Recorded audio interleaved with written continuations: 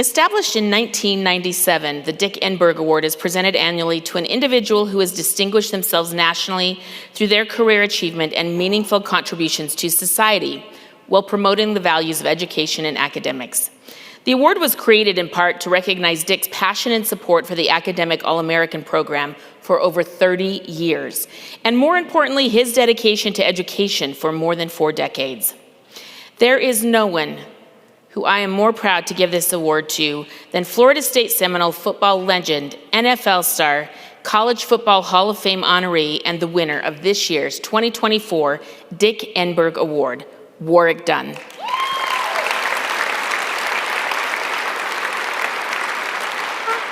Congratulations, congratulations, thank you. I'm sorry about the feedback when we hug, but I'm a hugger, I'm so sorry.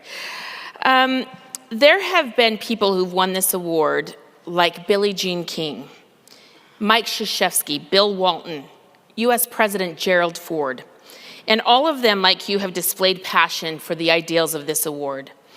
Now you're representing Florida State and the Seminoles. What does an award of this magnitude with the line of people who have received it mean to you? Well, I appreciate the award, but I think the individuals you just named are great human beings, and I'm honored to be a part of that class. I can say that just growing up, understanding, a lot of society issues, just conversations with individuals. I mean, I have my Little League coach, Pops. He was like my father figure who taught me. When I went to Florida State, I had Coach Bobby Bowden, who was just a tremendous human being who really gave me guidance during troubling times in my life. So you have individuals that are helping you along your path. I mean, again, I'm honored to be in that, just being the same, be mentioned with those individuals. It is something to be mentored and helped by people like that, and Coach Bowden was one of the best we've ever had. But there's something special in you that they saw, that they wanted to mentor, and they saw in you. What do you think that was? Well, I was a rebel as a football player.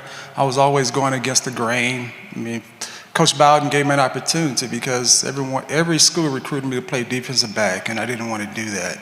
And I just said, Coach, I want to play running back. If it doesn't work out, I'll move to defensive back. And he just told me, deal.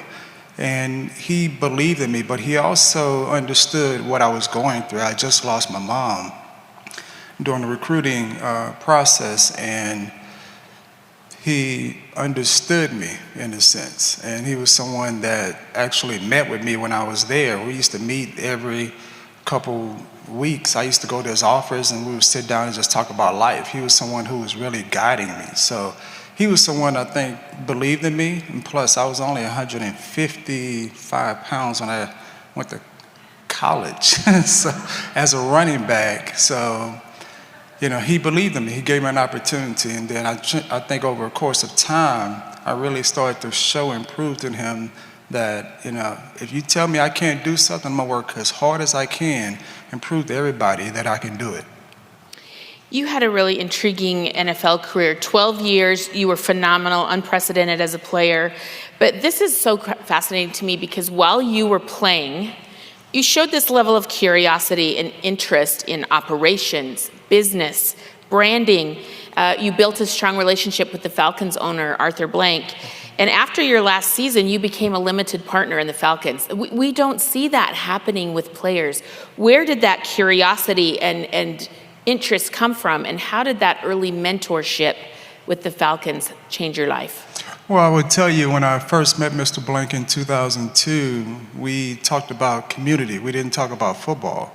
I didn't have a conversation about football until right before I signed. And just being able to pick up the phone and call him personally and talk to him about just life, things in the community, we built a really good relationship. But I think he started to understand that my life just wasn't focused on football. It was focused on the things around me. And towards the end of my time in Atlanta, he was like, hey, so what are you going to do after football? Do you want to coach? Do you want to be a trainer? I was like, no, I'd rather just be up there with you in the box.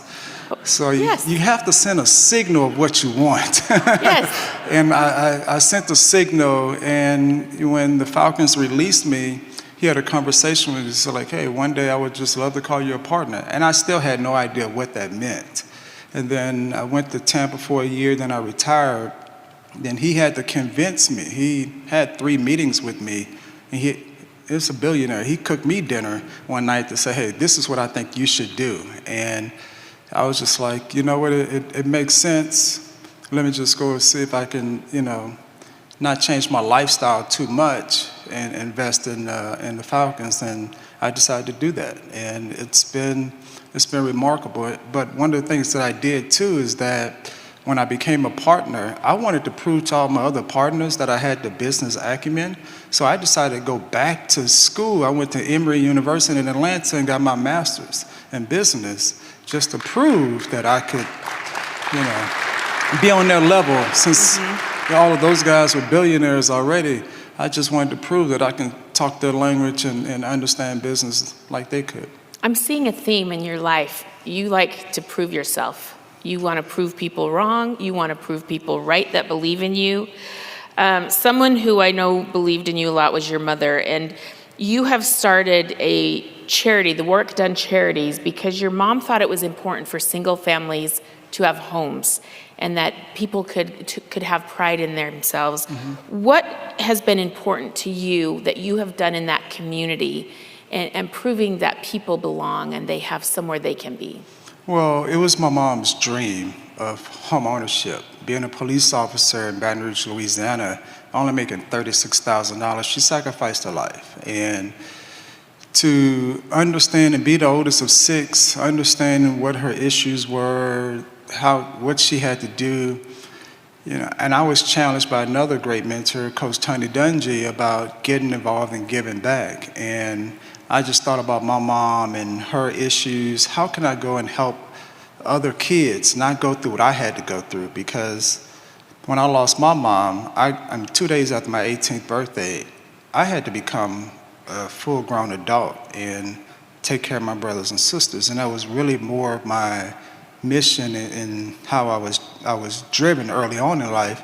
But it became a reality that when she wasn't there anymore. But I understood that I didn't grow up in a house where I can create memories. I didn't have a place that I can actually call home. We were renting. We moved 3 or 4 different times because when she was the police officer, she's the security at an apartment complex. We stayed for free, but that didn't last. So she wanted us to have a stable environment, a stable place, the place that we can call home and have memories and create memories. And that's the one thing that I felt like if I can go and help other kids not experience what I went through, because not every kid is going to respond to the trauma the way that I did. And I think I was just raised where I didn't necessarily take it out. I mean, of course I was mad, you want revenge, but I also knew that I had 5 other people that I needed to make sure that I take care of, and I wanted to set an example for them. And so Homestead Holidays was born because I just thought about the other kids. And now we're up to 223 single-parent families that we've been able to help, going on 27 years of work. So I'm thankful for that. Thank you. It's truly incredible. I mean, you are making children feel safe and putting roofs over their head. It's really remarkable. I know you did a lot on the football field. I was running for my life, just so y'all know that. And trying to prove everybody wrong. Well, I was going to do that. It does not compare to what you have done in life off the field, and we are so grateful to you and the example that you set, that we all need to try to give back in a really meaningful way that will impact lives, and that's what you've done. You are the Dick Enberg Award winner. Can't think of anyone better. Warrick Dunn, congratulations. I'm honored. Thank you. Thank you.